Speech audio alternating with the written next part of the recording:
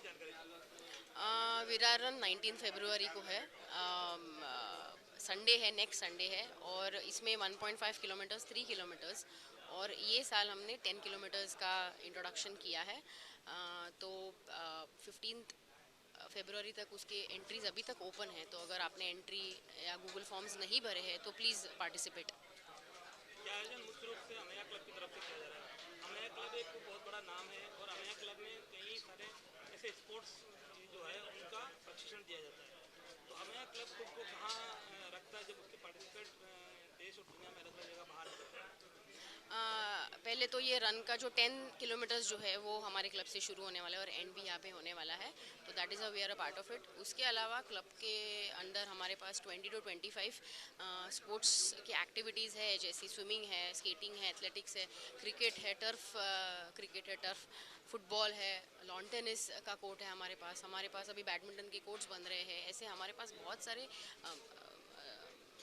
Lawn ten अपना table tennis है, तो ऐसे बहुत सारे हमारे पास गेम्स, इंडोर और आउटडोर गेम्स हैं।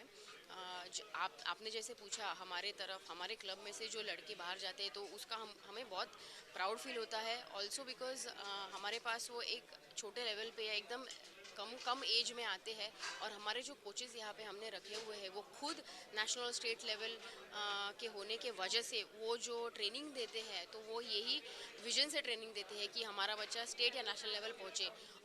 हम क्लब में से इसी प्रयत्न में लगे हुए रहते हैं कि हमारे में से वसई विरार या पालघर डिस्ट्रिक्ट में से एक तो बच्चा ओलंपिक में आगे आने वाले 4-5 सालों में जाए इसी इसी में लगे हुए रहते हैं हम, या क्लासिक क्लब और हमारे कोचेस।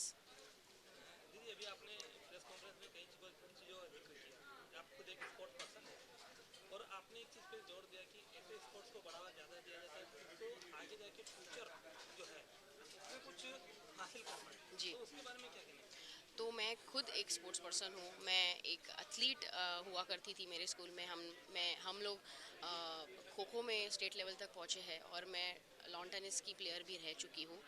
मैं लॉन टेनिस का भी एक लेवल तक पहुंच चुकी थी। उसके बाद स्टडीज़ की वजह से मुझे कंटिन्यू नहीं करने को हुआ, लेकिन वो जो चाह है या वो जो स्पोर्ट्समैनशिप है वो अभी भी राइट नाउ ऑल्सो मेरे में है, तो इसीलिए हम लोग काफ़ी ट्राई करते हैं।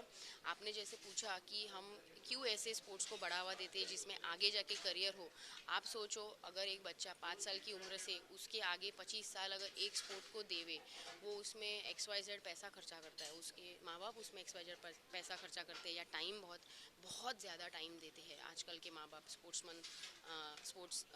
में, तो उसको आगे जाके at the age of 25, at the age of 30 कुछ ना कुछ वो स्पोर्ट्स में से उसको मिले, कुछ ना कुछ स्पोर्ट्स में से उसका करियर बने, वो कुछ आगे जाके पैसा कमाए, घर चलाए। तो ऐसा मेरा मानना है कि यहाँ पे हम जो प्रोत्साहन देते हैं बच्चों को, या यहाँ पे हम लोग वैसे स्पोर्ट्स लेते हैं जो आगे जाके बच्चे उसमें करियर कर पाए।